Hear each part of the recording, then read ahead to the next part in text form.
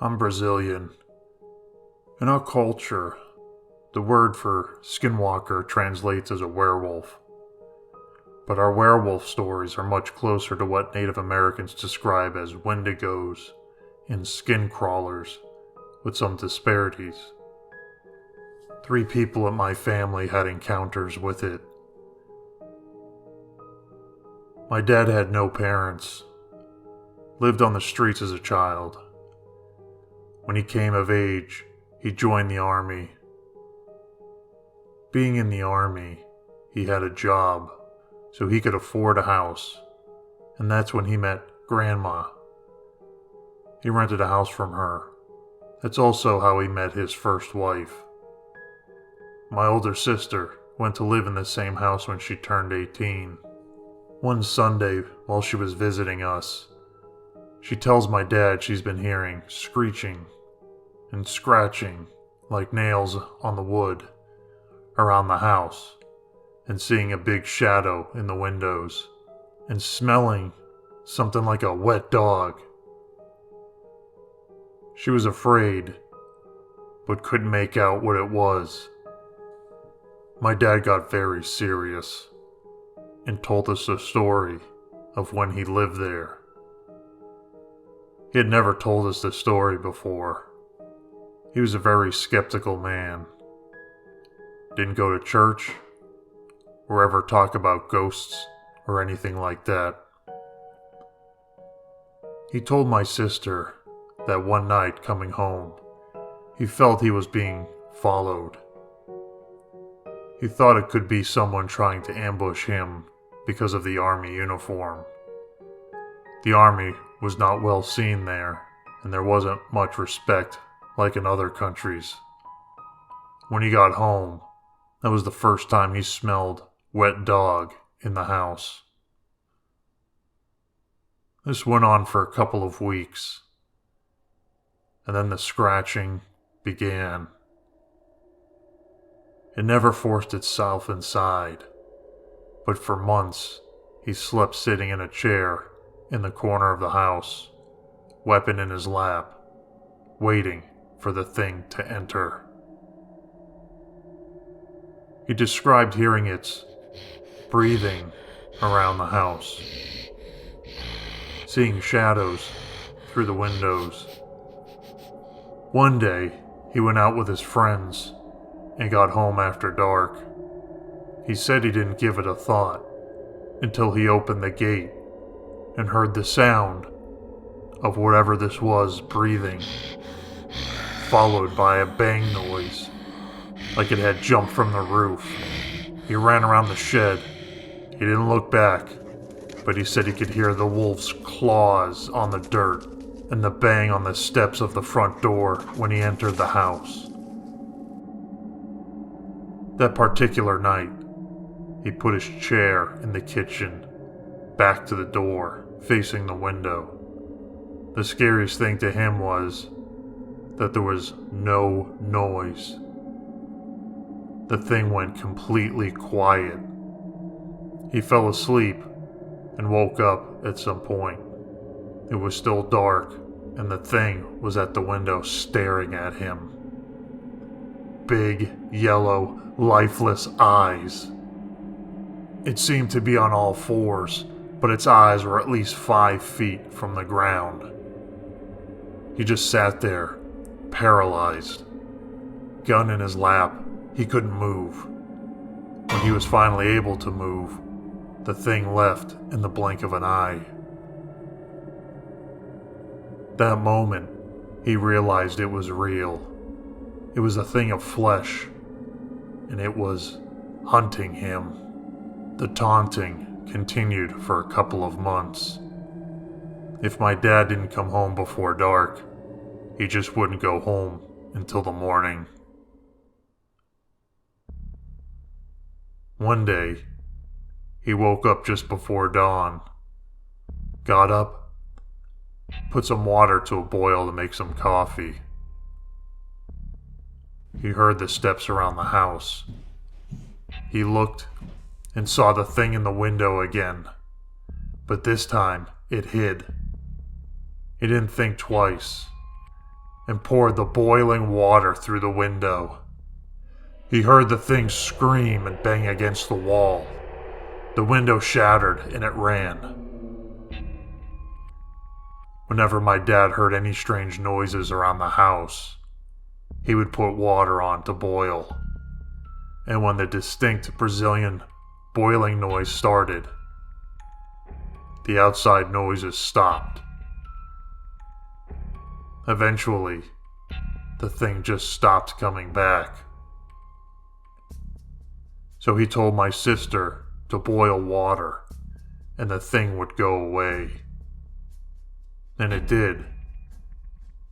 For a while. When I turned 18, I lived in that same house, and I didn't get any of the sounds.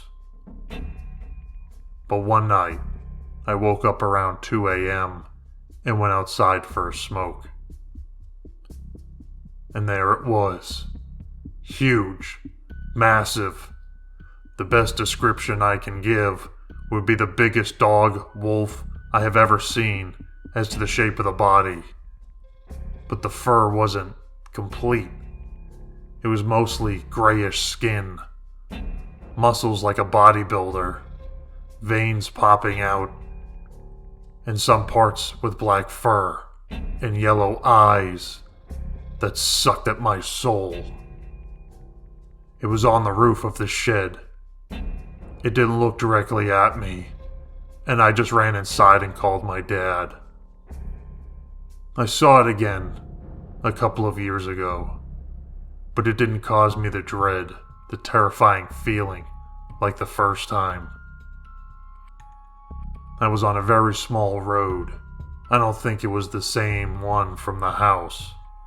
It was very quick and very dark, but the eyes and legs that were too long for a dog. In Brazil, we don't have wolves. I just sped up and kept looking if it was following me.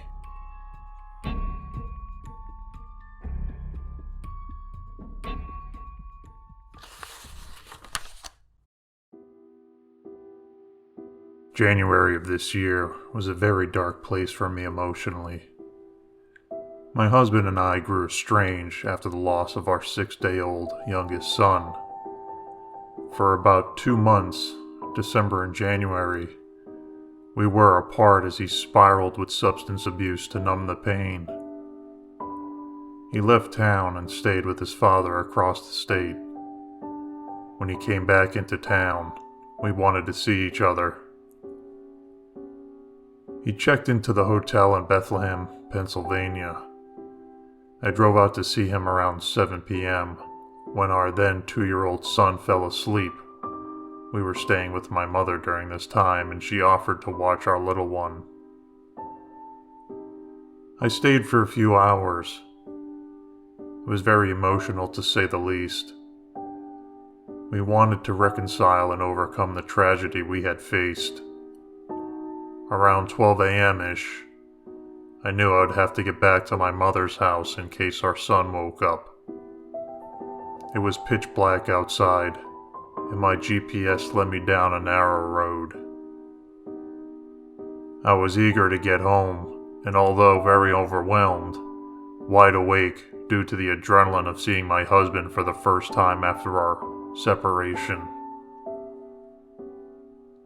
I crossed over a stream and started going slightly uphill.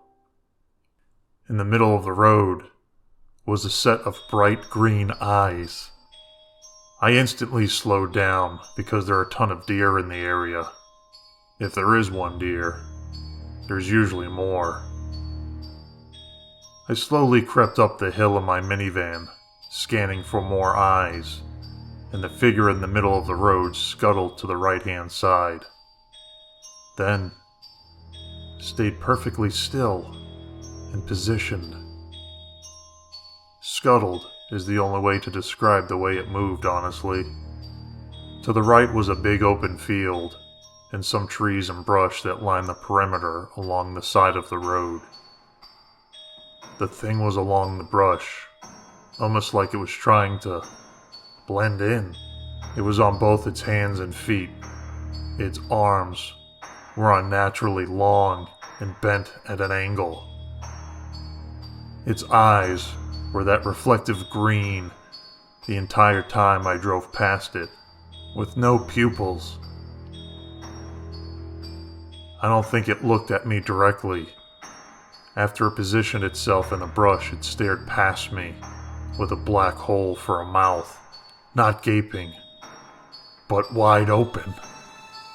Since I slowed down quite a bit to prevent hitting what I thought was a deer, I got a good long look at it. About 8-ish feet tall, but on all fours, crouched. Skin looked like orange bark, like it was trying to camouflage along with the trees, but it was too orange and tan, and as I crept closer, I saw that it was fleshy, like gross orange swollen bloody flesh. The nose is what stood out to me the most. It was long and pointy. I'd almost compare it to Pinocchio before he would tell a lie. All the same orangey fleshy color. I don't know really how else to describe it. It happened in seconds. I thought I saw a deer. I slowed down as I passed it, and it was not a deer. I kept driving. Almost immediately after I laid eyes on it, I felt my heartbeat in my throat. Such a horrific sense of dread consumed me, and it almost helped me continue to act rationally and drive the hell away from there. I then heard a knocking and a huge thud come from the inside of my van, like someone had jumped from the back but on the inside. All of my windows were up because it was obviously winter, so there was no logical way something could have suddenly appeared as I was driving. All the hair stood up on the back of my neck, and every instinct I had was telling me to keep staring straight ahead. Do not look behind. Do not look in the rearview mirror. Do not say a word. So I didn't. I struggled to breathe. I had a huge lump in my throat as I sped down that road, so beyond scared with every fiber of my being on overdrive telling me to get away from there. The second I turned off of that road, that feeling of someone being in the car with me was gone. I looked back, and nobody was there. I kept driving and called my husband in hysterics, half sobbing, half laughing out of shock, and saying, "I'm not scared, I'd kick its ass," because I had a feeling it thrived off of my fear. It was one of the most terrifying things I have ever experienced in my entire life.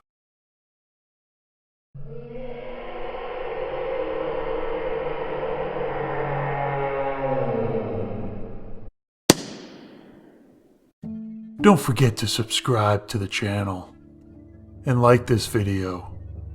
I'd like to give a special shout out to some of my subscribers, Matthew Franks and JL 2021.